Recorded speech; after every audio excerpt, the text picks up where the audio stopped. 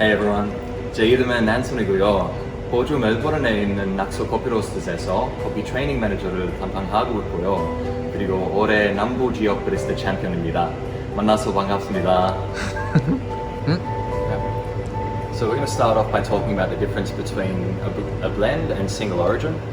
So here in this hopper we have what's called our seasonal espresso blend, and I've got the single origin in this grinder dialed in here. So this blend being seasonal, it means the coffees that we use in this blend do rotate depending on what's available and what's fresh and what's tasting good.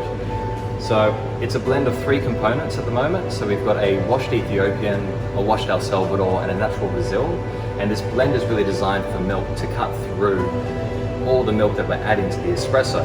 So it's roasted with a little bit more development, and we're using coffees that are going to create big flavors in the cup. Here for our single origin, however, we can always roast this with a little less development to showcase a bit more of this coffee and what makes it special, because we'll be serving it as a black coffee. When you make a black coffee, everything's on display. It's a very transparent way of drinking a coffee, so we want to showcase all this coffee's beautiful qualities. Okay, so with each coffee you use, you need to dial it in or create a recipe for it that's going to best showcase that coffee. Now the way you would dial in a blend that's being used for milk versus a coffee like a single origin that's being used for black is going to be quite different. In a sense, when you're dialing in a coffee for milk, you want the espresso to be unbalanced because you'll be adding milk to the espresso, and all of those fats and the sugars from the milk are going to balance out the unbalanced espresso. If you serve an espresso that's too balanced through milk, all the milk is just going to wash out that flavor and it's just going to taste like milk. Whereas with a black coffee, because you're not adding anything to it, you want to extract a balanced shot so that it's easy to drink. Okay. So depending on what recipe you use for your coffee, so what dose you actually want to put into the basket, it's really important that you choose the right basket size. Now, most of our coffees sit between about 20 grams to 21.5 grams. So for that reason, we use a 20 gram basket because we find that's the best fit. If you have the coffee sitting too low in the basket because the basket's too big, you can have channeling. If the coffee's sitting too high because the basket's too small, you'll end up with the coffee expanding and touching the shower screen, and that will in turn then create channeling, meaning the water's not flowing through the coffee evenly, which is what we're always trying to aim for.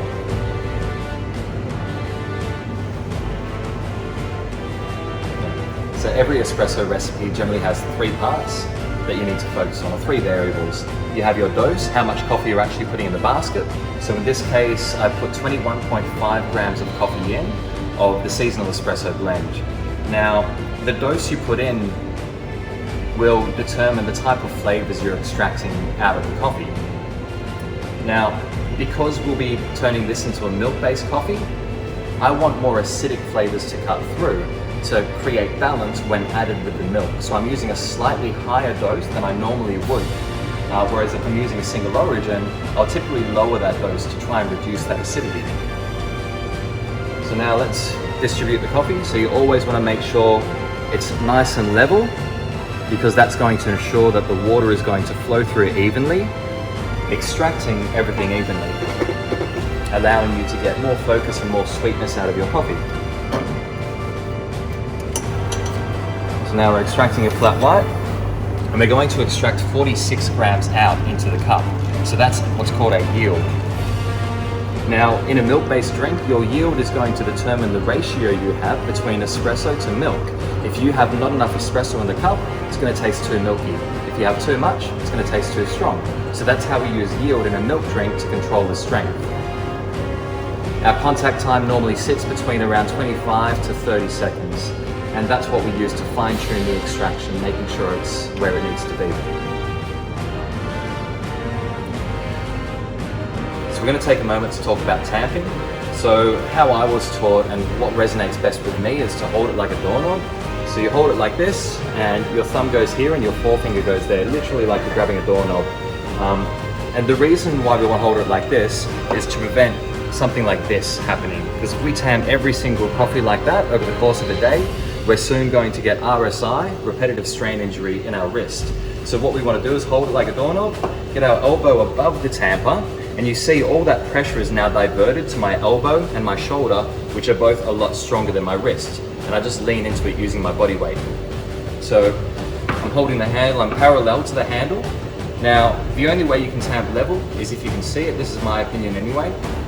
So what I like to do is line it up, and I angle up the handle so I've got that line of sight. I can see how flat it is before I lean in and apply pressure. And that's all you need to do. You don't need to tap the side, you don't need to polish it or anything like that. Alright, so first thing you want to do is purge your sleeve one, so you don't have any of that water and moisture. Dilute your milk.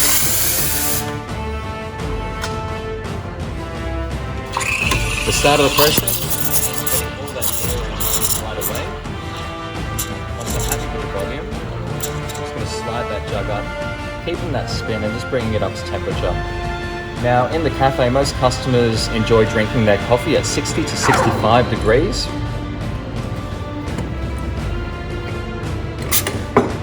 Now when I'm competing, I usually like to steam a little bit lower than that, because as humans we naturally perceive the most sweetness at 50 degrees. So that's kind of where I like to heat my milk to. But you know, what you make in the competition versus what you make behind the bar is very different things. So we're going to make a latte first. So your milk is always wanting to separate. So you've got the foam rising to the top with the milk just sitting on the bottom. So you want to reintegrate that together. Always break up your crema. I like to add a little bit of milk first, reintegrate it, and then pour. Really careful at the beginning not to wash it out, and then get nice and close and let that foam roll out in the center.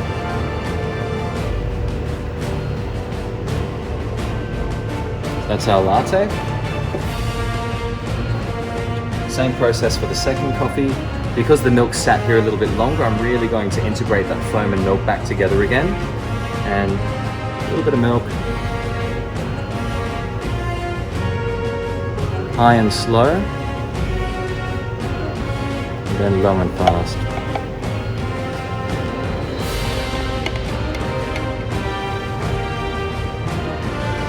And that's our flat white.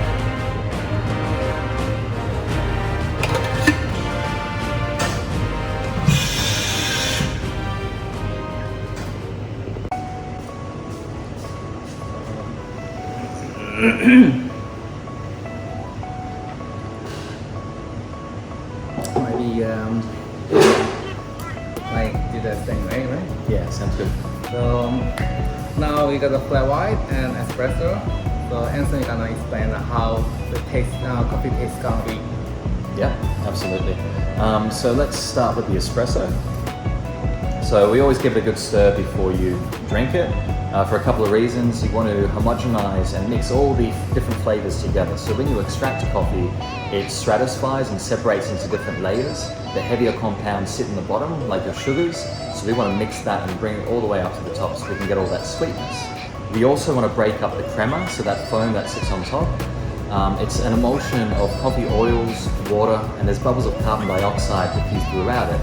Now that carbon dioxide has what's called a carbonic bitterness, which doesn't leave a very nice impression. So it's a vital part of the drink, but you want to mix it through.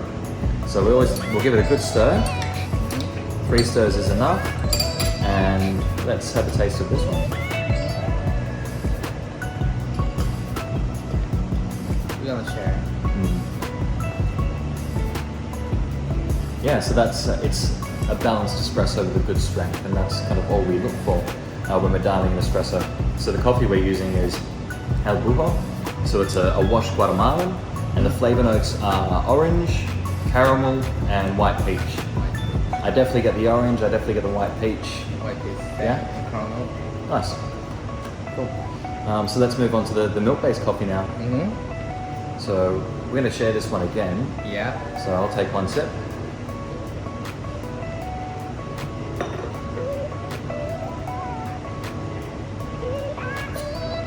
Yeah, so that's really yummy. So that's a big chocolate, caramel.